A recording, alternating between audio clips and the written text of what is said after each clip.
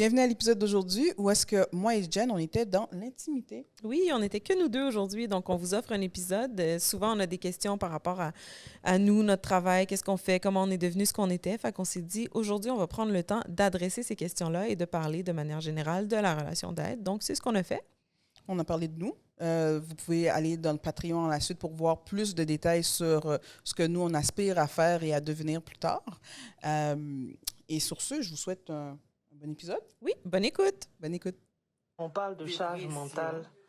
Beaucoup, Je suis là, maman. En fait, il faut être organisé. Les malades, Tu sais pas gérer ton dépression. foyer, ta Aux famille ou enfants, bien faut que tes les enfants affaires. voient les psy. Là, ils vont venir te parler de oui, charge mentale, des maladies de parents. Faut pas passer au là où il faut payer. Aux enfants, faut que les enfants voient les psy. Moi, il est hors de question. Dépression. Parce que tout ça peut gâter la faut tête pas de bon nos même. enfants. Ça suffit! Changeons notre narratif. Le podcast Afrodescendant Démystifions notre bien-être vise à briser les tabous de la santé mentale auprès des communautés noires, un sujet à la fois. Au travers les épisodes, un ensemble d'invités diversifiés nous rejoindra pour échanger sur différents thèmes en profondeur. Grâce à leur expérience et à nos connaissances, vous trouverez des pistes de réflexion afin de briser les tabous en lien avec la santé mentale. Ensemble, nous ferons la lumière sur tous ces sujets qui sont restés trop souvent dans l'ombre. Je suis Jennifer, criminologue. Je suis Manuela, psychoéducatrice, Nous sommes deux professionnels engagés dans plein de projets. mais qui veulent prendre le temps d'aller à la rencontre des gens. Bonjour Jennifer. Allô, Manu! Alors bonjour tout le monde à la maison. Aujourd'hui, on a un épisode spécial, un épisode pour nous deux. Ouais, que tous les deux. Où est-ce qu'on va parler de nous? Où est-ce qu'on va parler... moi, je sais qu'il y a des questions parfois qui reviennent, à savoir mon histoire, de où je viens, pourquoi je fais le travail que je fais. Puis les gens ont toujours l'air très intéressés quand je leur explique. Puis je me suis dit, mais ça serait quelque chose de pertinent qu'on pourrait partager avec notre public. C'est quelque chose qu'on voulait faire, mais on avait tellement d'invités qu'on ne pouvait pas le faire. Puis finalement, ben, avec les circonstances de la vie, on a des invités qui ont annulé. Puis on s'est dit, ben, on va faire ça à la place pour le remplacer. Fait qu'il faut être transparent. C'est pour ça qu'on le fait avec vous, mais on est très content de le faire avec vous. On est très content de le faire avec vous. Jennifer, j'ai envie de te poser la question. Oh. Toi, tabou, c'était quoi le tabou que tu aurais voulu qu'il soit levé quand tu étais plus jeune? Honnêtement, j'avais pas beaucoup de tabous avec ma mère. Je pense que mes frères ont défriché le terrain là, pas mal pour quand que c'est arrivé avec moi. Mais je pense que je pense que j'aurais parlé davantage des relations, mais pas des...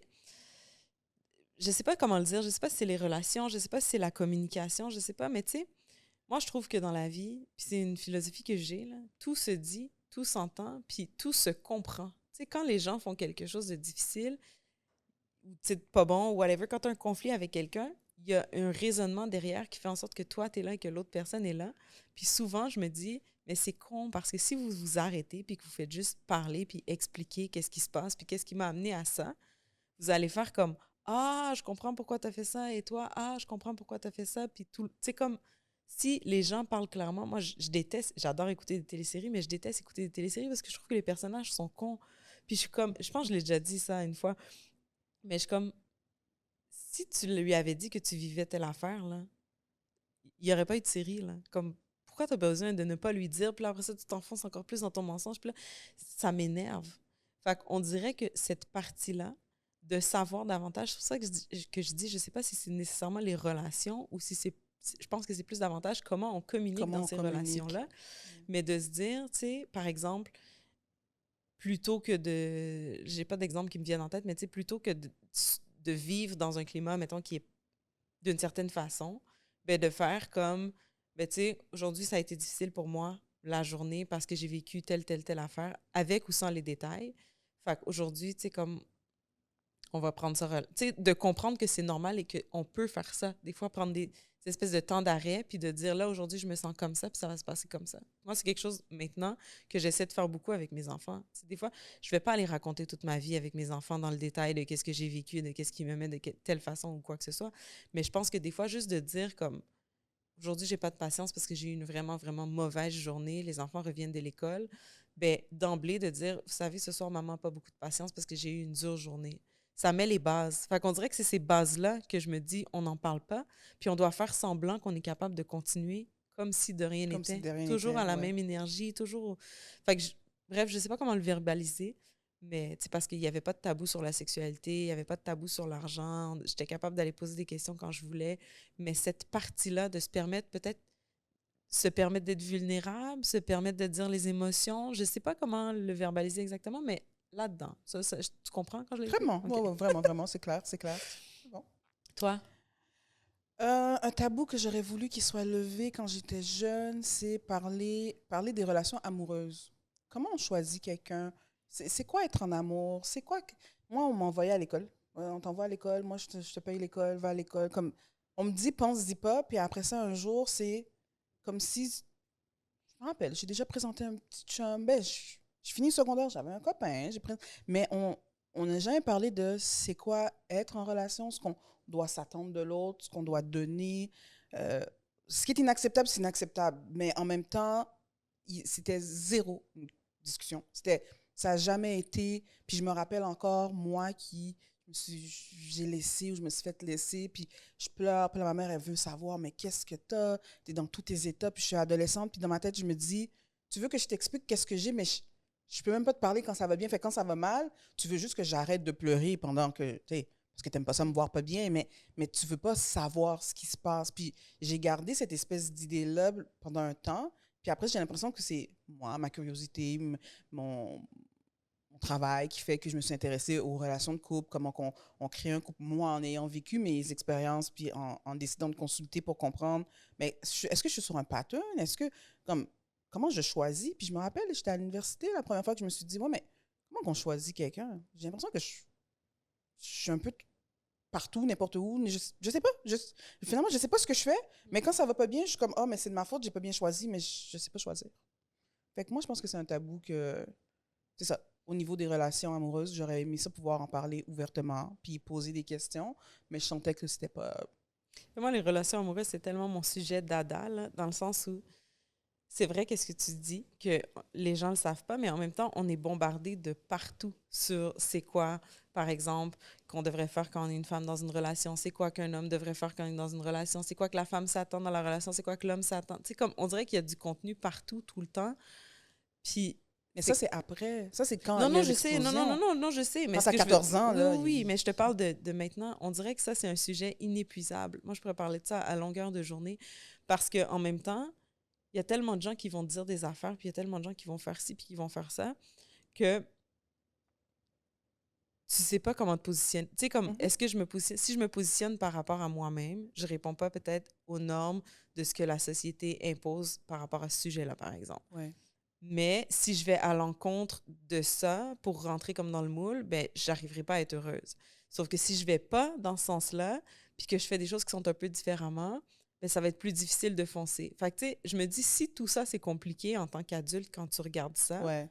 les ados, qu'est-ce qu'ils s'imaginent, comment ils se positionnent quand ils essaient des choses, quand ils cherchent de comment tu appelles ça, le regard de l'autre ou l'attention de l'autre ou la validation de l'autre. Ben ça devient vraiment, vraiment, vraiment quelque chose de difficile à naviguer là, au travers de tout ça. Tu sais. Vraiment. Vraiment. Puis, j'ai quand même envie de te poser la deuxième question qu'on pose à tout le monde. À quel moment tu as réalisé que tu avais une santé mentale et qu'il fallait en prendre soin? À quel moment j'ai réalisé que j'avais une santé mentale et qu'il fallait en prendre soin? Honnêtement, S'il te plaît. non, mais je réfléchis, là, puis comme j'arrive pas à trouver dans ma tête d'événements. Toi, c'est quand? Je vais penser pendant ce temps-là, parce que ça va être long. Moi, j'ai réalisé que j'avais une santé mentale et qu'il fallait que j'en prenne soin.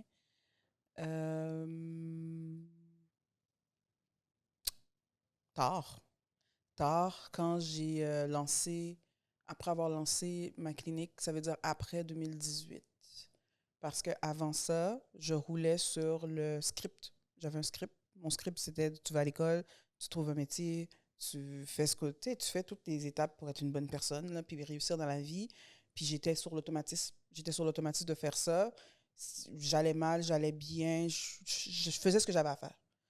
puis m'arrêter pour me dire je prends soin de ma santé mentale, puis j'ai une santé mentale qu'il faut faire attention. C'est pas juste quand ça va mal. Je pense que c'est quand ça a été mal, puis que j'ai été proche.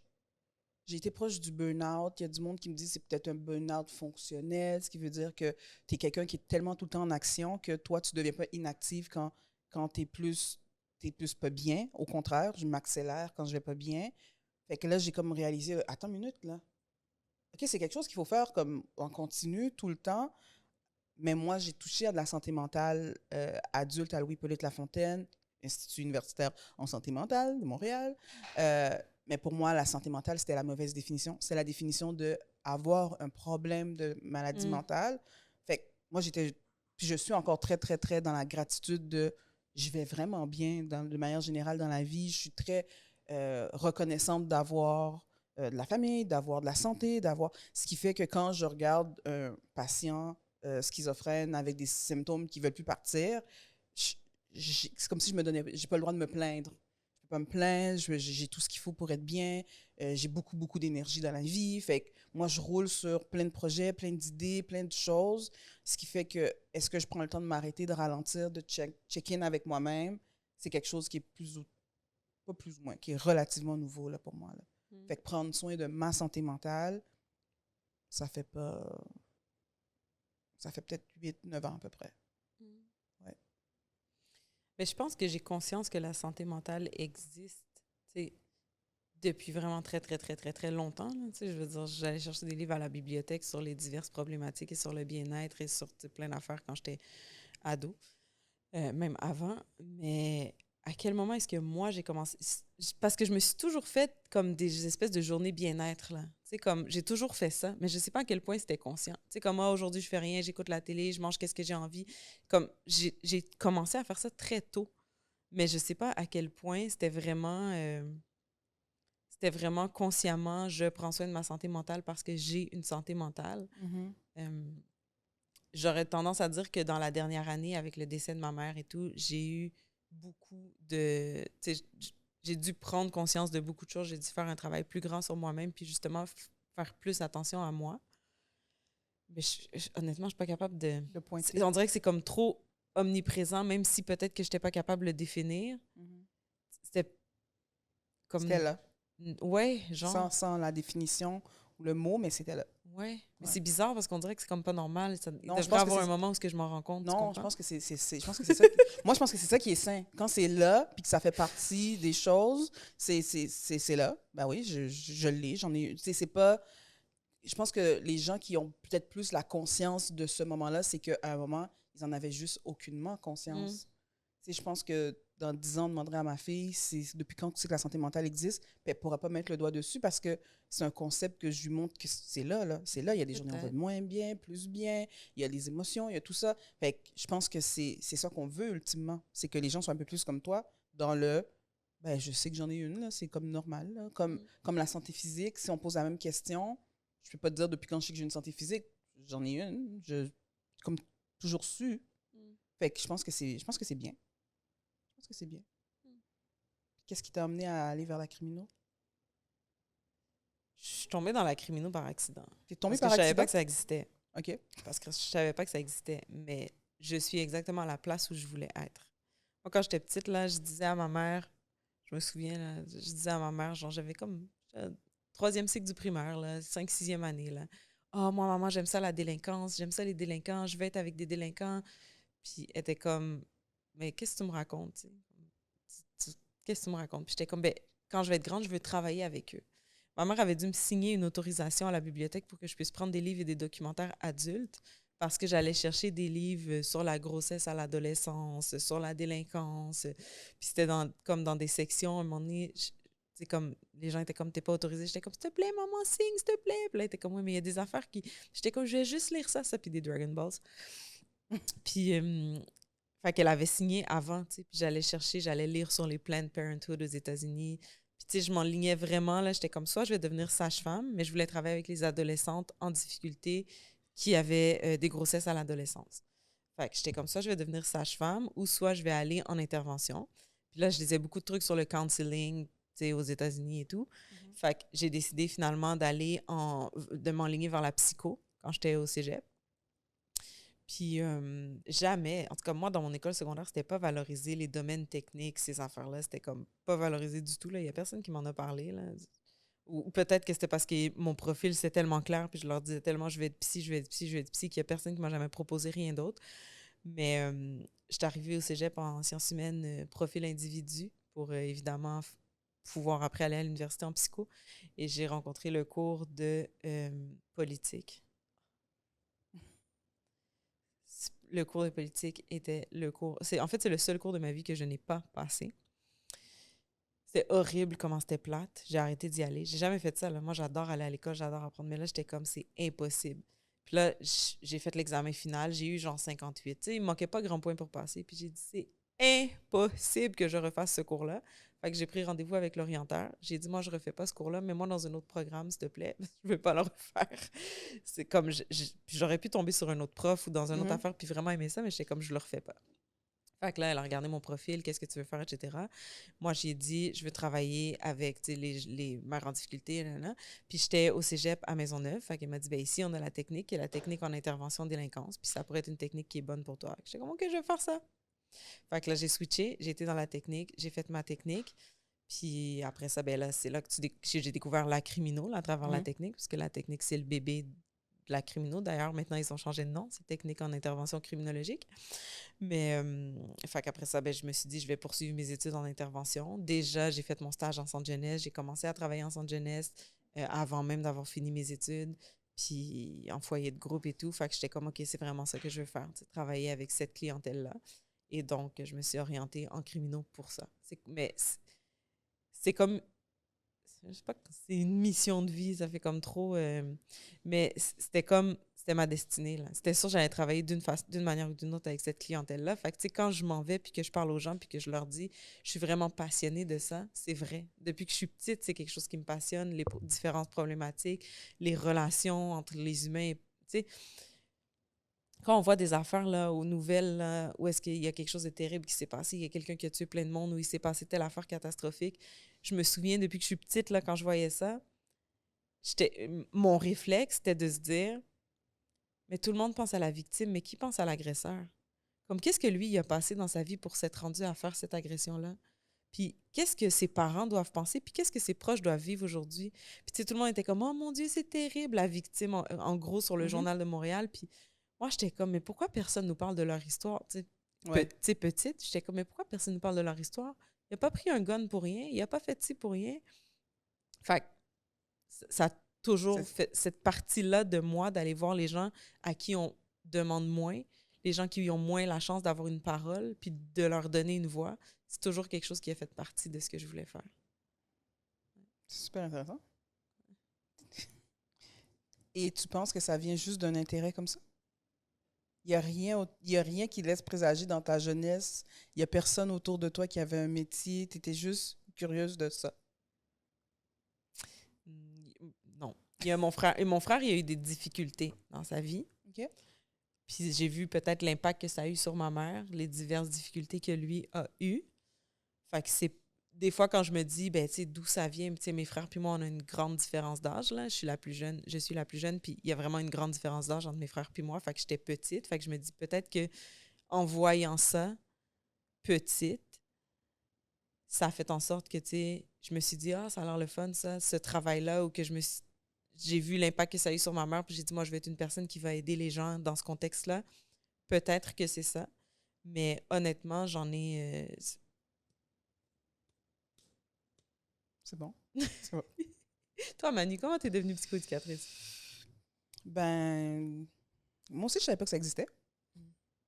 Et non, c'est pas docteur, c'est pas avocat. C'est pas docteur, avocat, ingénieur, c'est pas un métier. Alors, moi, je voulais être docteur. Je voulais être pédiatre. Et j'ai été dans une école où est-ce que les techniques ne sont pas mises de l'avant non plus. J'étais dans une école privée où est-ce que j'ai rencontré la dame. Là. J'oublierai jamais parce que je savais que je savais pas. Je savais que je connaissais peu de métiers, que j'avais pas beaucoup de modèles différents.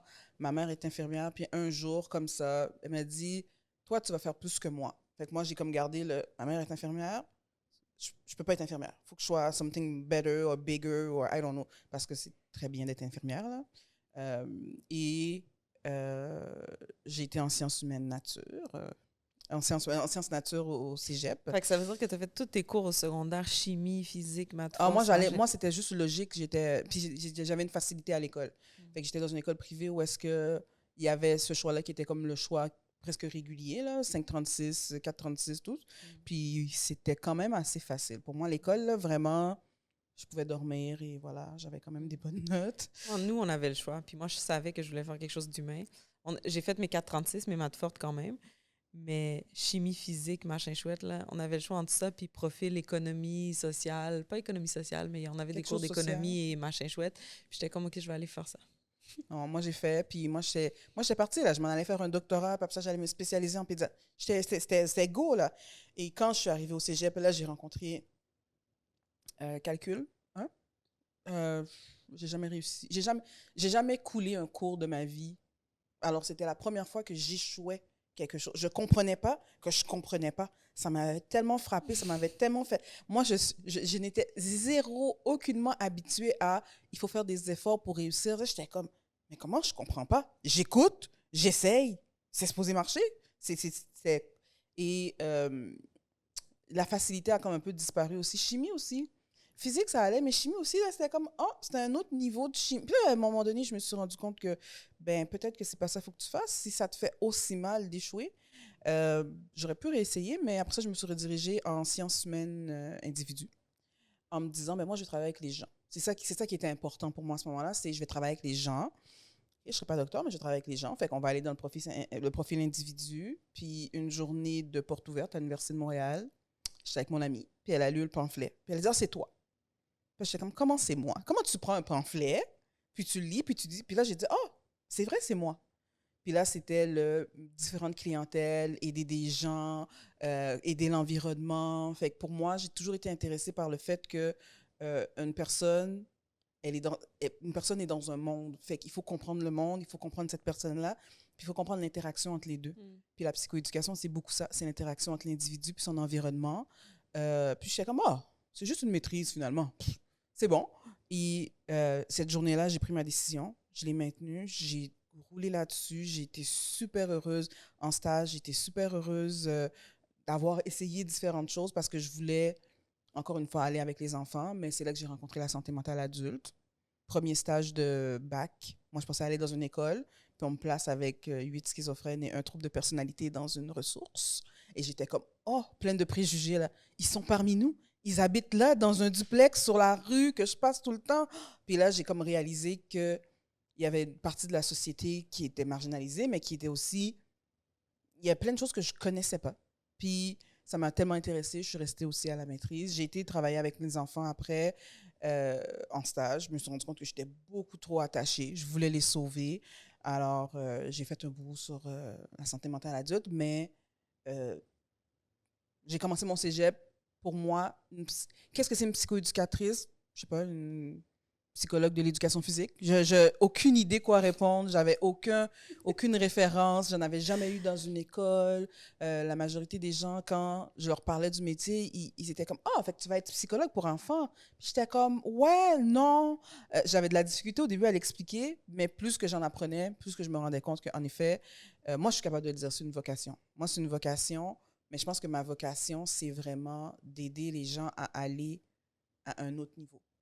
Et je me suis rendu compte de ça, que quand j'aide les gens, c'est pas juste je veux aider quelqu'un qui va pas bien, c'est même quelqu'un qui va bien pour avoir accompagné des équipes. C'est l'équipe, elle est là, puis on veut l'emmener ailleurs. Puis j'aime cette espèce d'évolution humaine, de se dire qu'il y a des projets, il y a des idées, il y a des compétences, il y a des défis, puis les gens, ils ont des facteurs de protection, ils ont des capacités, puis on utilise ça pour pallier leurs facteurs de risque et passer vraiment à un autre potentiel expérientiel ou selon leur potentiel adaptatif à eux. Alors, oui, c'est vraiment comme ça que je suis arrivée en psychoéducation. Voilà. Puis c'est à l'Université de Montréal que tu as étudié? Oui, à l'Université de Montréal.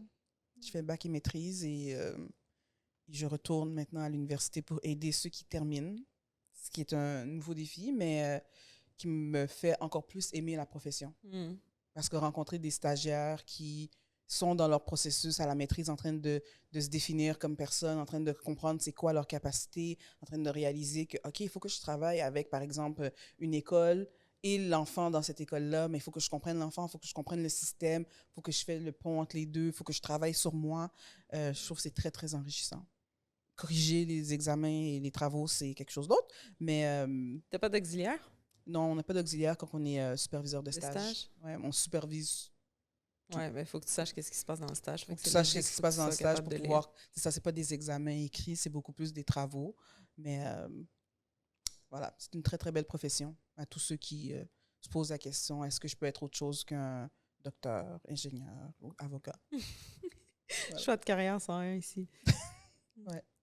Moi, j'aimerais savoir des plus belles réussites en tant que criminologue. Professionnellement, quelque chose que toi, tu considères que tu as accompli pendant ton travail ou quelque chose qui vraiment quelque chose qui te rend fier. Là. J'ai plein de choses qui me rendent fière dans mon travail. Mais je ne sais pas si c'est la plus belle réussite. Je pense que la plus belle réussite, c'est d'avoir osé me lancer, oser faire ma pratique privée, oser faire le podcast, oser aller en... Tu sais, tout ce que j'ai osé, là, parce qu'il y a plein de choses que... Mais je pense que ça, pour moi, c'est une belle réussite de me dire, je sors de la boîte dans laquelle j'étais, puis j'essaie des choses, puis je vais redonner à la communauté par plein de façons. Ça, pour moi, c'est super important. Mais les jeunes, pour moi, c'était important, puis c'est vraiment pour ça que je fais mon travail. Ouais. C'est beau ce que tu dis. Ah. Je vais répondre à la même question. Je pense que quelque chose qui, ce que je vais dire qui me satisfait beaucoup, c'est tous les moments où est-ce que je sens le déclic. Le moment où est-ce que, puis ça peut arriver plusieurs fois dans une rencontre, ou ça peut arriver en grand groupe aussi, où est-ce que je sens que j'ai eu une influence qui a juste fait un petit « Oh, on est rendu ailleurs. Oh, je ne l'avais pas vu comme ça. » Ou le moment en rencontre où est-ce que les gens font des liens, puis que là, c'est comme si j'avais comme lancé quelque chose, là, puis là, je les voyais qui faisaient genre ça, puis ça donne ça. Ouais. Oh, fait que si je change ça, ça se peut que ça donne un autre résultat. Ouais. Puis je l'ai vu avec des parents, je l'ai vu avec des enfants, je l'ai vu en conférence. Je fais une conférence, puis un moment, j'ai toujours un moment, j'en ai toujours un, où est-ce que là, je sens que tout le monde m'écoute, que tout le monde est captivé, puis qu'il y a quelque chose qui s'échange. Il y a quelque chose qui je sens que je leur donne, mais je sens que je reçois le « Ah ouais, là, t'es dans... Ouais, c'est vraiment comme rentrer dans la tête de quelqu'un, je pense. Puis au départ, j'avais un petit malaise, là, en pratique privée, quand les gens me disaient « Ah, là, j'ai pas arrêté de penser à toi, j'avais ta voix dans ma tête. » Puis j'étais comme « j'aime pas ça. » Mais maintenant, je suis comme, s'il y a un moment dans ta semaine où est-ce que tu vis ça, puis tu entends ma voix qui dit cette phrase-là, ça va bien, OK? Ça, c'est correct. C'est le changement. Puis tout le monde peut changer, tout le monde peut s'améliorer, tout le monde peut évoluer. Fait que c'est comme une satisfaction qui est comme infinie. C'est tout le monde, à différents moments, pour différentes raisons, peuvent grandir, je pense. Ouais, c'est peut-être ça. J'aime sentir que j'aide les gens à grandir. Puis ça, je me tannerai jamais. Jamais, jamais, jamais. Et ça me rend très fière parce que j'ai des parents qui, encore jusqu'à maintenant, ça fait 3 ans que je ne vois plus leur enfant. Puis une fois de temps en temps, ils m'envoient un courriel. « Manuela, il s'est passé ça. On a pensé à toi parce qu'on ne pouvait même pas imaginer que notre enfant soit capable de faire ça maintenant à 10 ans. Mais regarde, puis là, il m'envoie une petite photo. Puis je suis comme, OK, j'ai vraiment impacté au point que quand ça se poursuit, on est genre sur l'idée, pas genre, on est sur l'idée de, ça c'est quelque chose que Manuela nous a aidé à mettre en place parce que je ne fais pas, je fais rien pour personne. Moi, je fais juste connecter plein d'affaires que je connais et tout, puis ça permet aux gens de, eux, prendre en charge. Fait quand je vois en plus que des gens prennent en charge ensuite, puis que j'ai l'opportunité, là, on me donne des fois la chance de voir le résultat, je me dis, ah, wow, OK, je suis dans ma vocation, je suis sur mon X. J'ai le goût de lancer une bombe. Vas-y, lance la bombe. sais, je t'entends dire ça. Je t'entends dire à quel point, bon, tu sais, ça touche quand les gens tu vois qu'ils grandissent et tout, mais il y a quelque chose aussi que je me suis rendu compte, tu sais, dans les relations d'aide, contraintes ou non.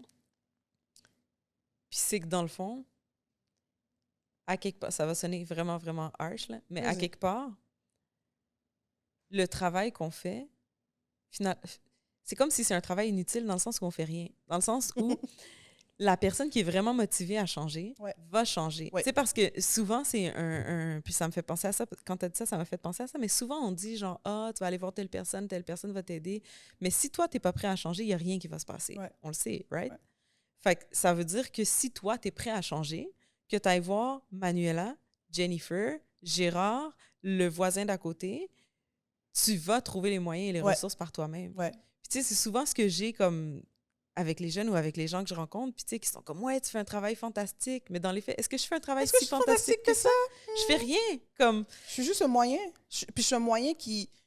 Moi, en tout cas, je sais que j'ai souvent dit, là, j'ai dit, moi, ici, là, je suis payée pour pas grand-chose, vous savez. Mais non, ton travail est tellement merveilleux. Puis je suis comme, moi, je suis juste une machine qui ramène certains éléments que des fois, les gens ne connaissent pas. Puis là, toi, tu me racontes tout ça. Tu me dis, tu veux changer. Puis là, moi, je suis comme, théorie de ça. Puis là, Puis là, je te dis, mais moi, ça me fait, ces deux points-là se connectent. Qu'est-ce que tu en penses? Puis après ça, je te laisse partir. Puis toi, tu ressors. Puis tu vas faire tout le travail pendant 2-3 semaines. Après 3 semaines, tu reviens. Puis tu me dis, hey, j'ai fait ça, ça a marché. Mais bravo à toi, pas bravo à moi. Fait que moi, je trouve pas ça harsh. C'est juste d'être conscient que, en quelque part, en tant qu'intervenant, tu es au service de l'autre, même. Mais c'est qu'il y a une contradiction. Tu sais, il y a une contradiction dans les gens. Je sais pas comment l'exprimer, puis c'est drôle parce que même pour moi, c'est très contradictoire, mais il y a une contradiction dans le sens, dans les gens qui vont dire, ouais, va chercher de l'aide, va faire ci, va faire ça, puis dans le fait qu'on forme plein de professionnels pour faire le travail qu'on fait, puis qui manque de professionnels, puis qui manque de ressources, mais que dans les faits, si toi, tu as envie de changer, va prendre un livre à la bibliothèque, écrit dans un journal, puis tu vas arriver à faire cette démarche-là aussi. Oui, mais ça demande, moi, je pense que c'est pas contradictoire, c'est que ça demande, la mise en action demande parfois une interaction avec soi-même qu'on n'est pas capable de faire. Parce que là, tu te dis, va à la bibliothèque, prends-toi un livre, fais ton journal, puis tu vas, en quelque part, utiliser les mêmes moyens que moi, je t'aurais donné ou que je t'aurais suggéré. Mais en quelque part, le contact humain permet parfois la validation ou une meilleure compréhension. De dire à voix haute quelque chose, ça nous permet de prendre conscience puis d'aller à l'intérieur puis de se dire, OK, là, en le disant, ça m'aide à réfléchir et à réaliser et à concrétiser quelque chose qui était juste vécu peut-être comme une souffrance. Parce que moi, j'ai déjà été consultée, puis je suis pas mal sûre que toi, tu as déjà été consultée, mais on est deux intervenants, on pourrait s'auto-gérer finalement, mais on a besoin de ce contact humain qui vient avec certains qualificatifs parce que tu pourrais parler avec ta cousine qui te dirait « c'est pas grave, t'as rien là », puis tout, puis tu sois comme « puis tu continues à te sentir mal dans ta peau versus ce qui fait qu'on est un professionnel de l'humain, on n'est pas un professionnel de ce que la personne elle va faire. Moi, je ne suis pas une professionnelle du journaling, je suis une professionnelle de je pense que tu pourrais essayer ça ou ça parce que selon les études, habituellement, peut-être que pour toi, ça ne marchera pas du tout. Mais la personne en elle-même, d'aller l'essayer, il y a quelque chose qui manque dans l'engagement. On est là aussi pour être je considère des outils d'engagement des fois. On est pour les gens, je veux dire, je suis criminologue, fait que je suis pas fondamentalement en désaccord avec ce que tu dis. C'est juste que je trouve que quand on y réfléchit, ça devient comme une espèce de cercle qui tourne vite, puis t'es comme, c'est où l'entrée du cercle? Tu sais, c'est comme... Attends, définis ton cercle. Non, mais par exemple, je vais moins bien, je fais quelque chose pour m'aider, je dis, l'intervenant, il arrive où? Puis la raison pour laquelle je dis ça, c'est que après, si je sais que j'ai les capacités, parce que moi, je considère qu'il y a une grande partie des gens qui viennent consulter, mettons adultes, jeunes, ados, bon, t'es dans d'autres choses, mais mettons adultes, il y a une grande partie des gens qui viennent consulter, qui savent déjà et qui ont déjà les ressources en eux, qui ont juste besoin qu'on aille un peu les titiller. Moi, c'est ce que je considère que je fais comme travail. Par contre, il y a plein de choses. Si c'est juste ça, c'est comme si c'est cette ultra simplification-là, mais ça veut dire que la personne peut aller voir n'importe qui va gratouiller ses trucs. Tu sais, je veux dire, elle peut aller voir Manuela, elle peut aller voir Bobby, elle peut aller voir Jennifer, elle peut aller voir Karine, elle peut aller voir whatever, n'importe qui peut faire ça. Mais pourtant, on sait que le fait de se reconnaître dans une personne ou tu sais, on sait qu'il y a des critères qui vont faire en sorte qu'une personne s'engage plus ou moins. Fait que je sais pas si tu vois où je veux en venir. Parce que là, c'est comme si tu disais, c'est où le point où est-ce que c'est réellement pertinent et comment... Mais là, il y a le comment choisir l'intervenant aussi. Ben, les deux. Est-ce que tu as vraiment besoin de choisir si dans les faits... Parce que je pense qu'une personne qui veut vraiment changer, peu importe la personne qui est devant elle, va réussir à Mais une personne changer quand même. Parce oui, mais il y a des gens qui y vont puis qui ne sont pas rendus... Là aussi, dans la phase du changement, il y a des gens qui y vont qui veulent que ça aille mieux, mais ils ne sont pas prêts à changer. Ça aussi, là. Il y a des gens qui disent, moi, je ne vais pas bien. Puis là, ils disent, je veux aller mieux. Ils veulent vraiment aller mieux, mais ils ne sont pas prêts à changer leurs habitudes. Ils ne sont pas prêts à essayer la nouveauté. Là, ça, c'est la partie où est-ce que je considère que les amène à être ouverts à ce changement-là. Oui, puis à faire des fois le deuil de certaines choses. Parce qu'il y a certaines choses que tu te dis, oui, mais j'ai toujours fait comme ça. Si je fais plus ça, je suis plus moi. Wow! Toi, c'est juste de faire ça. Mais moi, c'est toujours ça que j'ai fait, alors ça, c'est moi. Et là, il y a quelque chose dans ton identité, dans la perception de est-ce que je me dénature si je vais faire ça ou est-ce que c'est vrai que je suis obligée d'aller par là parce que pour moi, j'ai associé des concepts à, ben là, si je commence à méditer, ça veut dire que je suis une personne qui est ésotérique versus, non. Méditer, ça ne veut pas dire que tu t'en vas dans la pluie pendant 24 heures en silence. Tu peux faire ça guidé, il y a quelque chose au niveau, parce que dans l'ultra-simplification, on enlève la complexité de notre travail, mais je pense qu'il y a quelque chose de complexe dans notre travail qui fait que des fois, ça vaut la peine, puis que des fois, les gens, ils ont pas assez de ressources en eux pour faire le changement. Parce que, fondamentalement, quelqu'un qui veut vraiment changer, travailler sur lui-même, peut le faire. Mais est-ce qu'il peut se rendre aussi loin? Peut-être pas. Puis des fois, puis là, c'est parce qu'il y a un bout dans ce que tu as dit, oh, mais tout le monde peut t'aider à gratouiller un petit peu. Mais des fois, c'est pas juste gratouiller un petit peu, là. Non, mais je parlais, tout le monde peut t'aider dans le sens que ce soit un psy, un criminologue, un TS, peu importe le corps de métier qui travaille en santé mentale, peut aller, en relation d'aide, peut aller t'aider à faire un petit bout de chemin. C'était dans le sens où, tu sais, souvent, les gens vont être comme, ben moi, je veux une personne qui va me comprendre dans telle chose, dans telle façon, dans telle manière de faire, puis dans les faits, ben...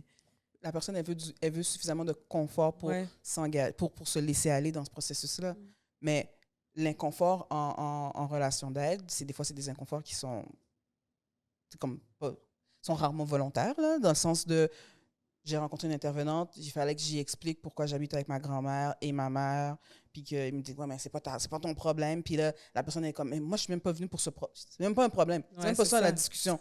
Fait que là, tu es en train de parler de quoi? Parce que toi, ça t'a accroché culturellement, mais moi, c'est pas de ça que je suis venue te parler. Fait que je pense que l'identification ou l'aisance mais moi, j'ai besoin...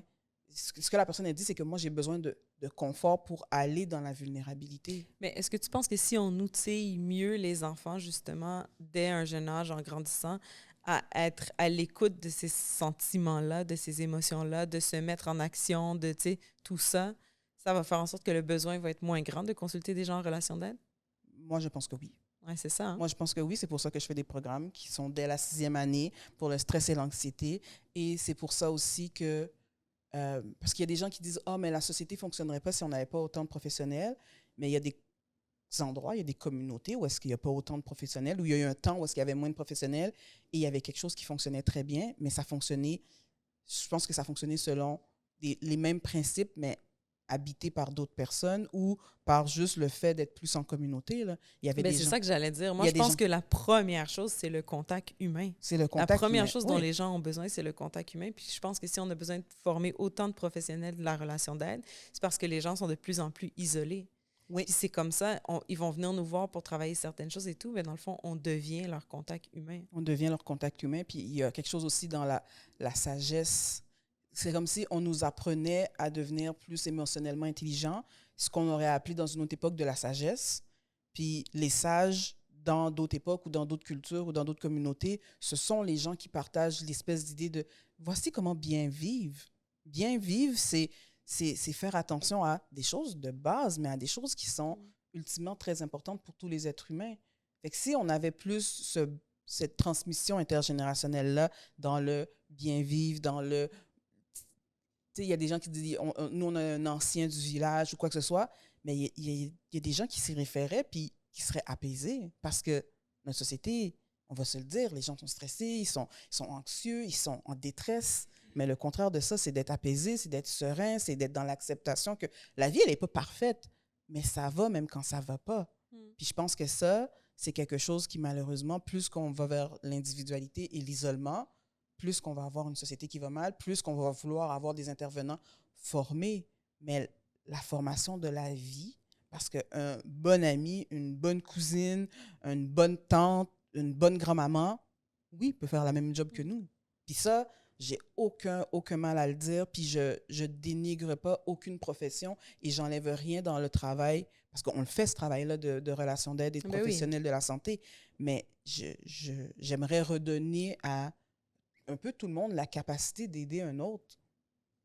Des fois, on n'a pas besoin d'un psychologue, mais on a besoin de quelqu'un qui va être pleinement capable de nous écouter. Si on n'en a pas, bien, on va aller voir un psychologue. Puis des fois, on a besoin d'aller gratter des choses que c'est avec un psychologue, avec cet angle-là qu'il faut aller. Fait qu'est-ce qu'il y a des gens qui consultent qui pourraient juste avoir de la famille? Ouais, je suis capable de dire ça, là. En tout cas, j'avais juste envie d'avoir cette conversation-là parce que, de toute façon, les gens qui nous écoutent, ils savent déjà. Là. Moi, j'aime ça faire l'avocat du diable puis aller chercher les points de vue ou répéter les affaires que les gens disent tout bas, justement, pour aller briser certains tabous et tout.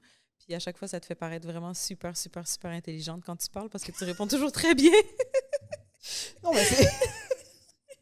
Mais pour de vrai, je trouve que c'est intéressant parce que... c'est intelligente pour vrai, là. Merci beaucoup, Jennifer. Mais je trouve ça super intéressant parce qu'il y a des gens qui vont dire que ça sert à rien, notre travail. Ben, c'est pour ça que je le ramène, parce que c'est à ce monde-là qu'on parle, finalement. C'est vrai, c'est vrai. Tania, Junior, si tu penses que ça sert à rien, notre travail, parce que tout va bien dans ta vie et que tu as tous les outils et que tu y vas par toi-même et que tu écoutes des vidéos do-it-yourself de santé mentale et que ça fonctionne, great, fantastique, merveilleux, je suis contente. Mais si tu nous écoutes, je suis quand même contente que tu nous écoutes. Hein? Mais d'un autre côté... Mais peut-être que c'est nous, le vidéo Great Do-It-Yourself de comment prendre soin de toi. Ah, c'est vrai, c'est pour ça aussi qu'on le fait. Ouais, c'est vrai. Parce qu'il y a certains principes. Mais en même temps, si à un moment, tu sens que tu es à bout de ressources, puis que tu le sais, que tu ne vas pas bien, mais que tu ne sais pas par où le prendre, je pense que c'est là que ça devient pertinent d'aller voir quelqu'un qui...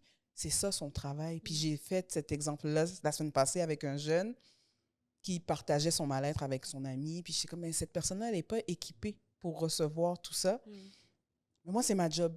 Puis tes parents aussi, ils ont l'air d'être pas mal à l'aise à recevoir ton mal-être.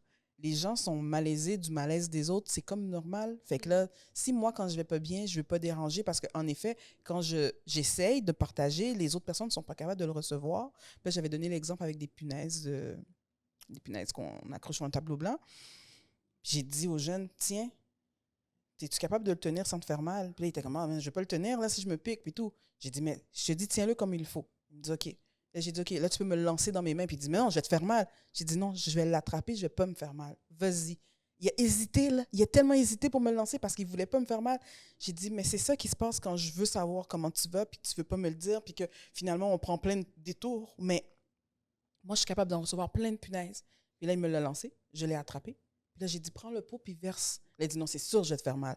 J'ai dit, non, moi, mon travail, c'est d'accueillir ça, puis de savoir quoi faire avec. Puis, il était tout comme, oh. Puis j'ai vu, ça, c'est le moment où j'étais très satisfaite, j'ai vu dans sa face le, oh. Mais quand tu donnes à ton ami, c'est comme si tu lui rentrais directement dans le doigt. Ça lui fait mal. Il n'est pas capable. Puis, mais tu ne veux pas lui faire ça, tu veux juste, toi, pas l'avoir dans tes mains. Et ça, c'est pas juste une histoire pour les enfants, c'est pour n'importe qui. Ben oui. Si on n'est pas bien puis qu'on ne sait pas comment aller mieux, il faut aller vers la ressource qui va nous aider pour de vrai.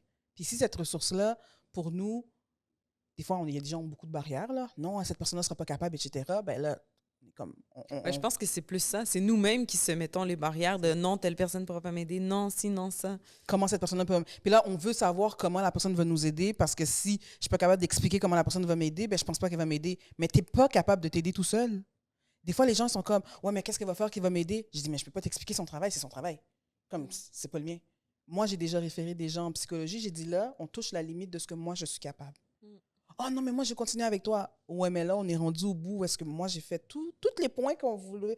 Mais il reste quelque chose, puis ce quelque chose-là, c'est trop pas mon profil. Je n'irai pas là. Je ne vais pas aller gratter tes traumas. Je ne fais pas ça. Mais il y a des gens qui le font. Mais comment qu'elle va faire? Si je le savais, je le ferais. Je le sais pas. Fait qu'il y a cette partie aussi d'avoir confiance au processus. Puis c'est dur d'avoir confiance en un processus qu'on ne connaît pas et qu'on ne comprend pas. Mais en même temps, c'est notre travail de prendre soin de nous.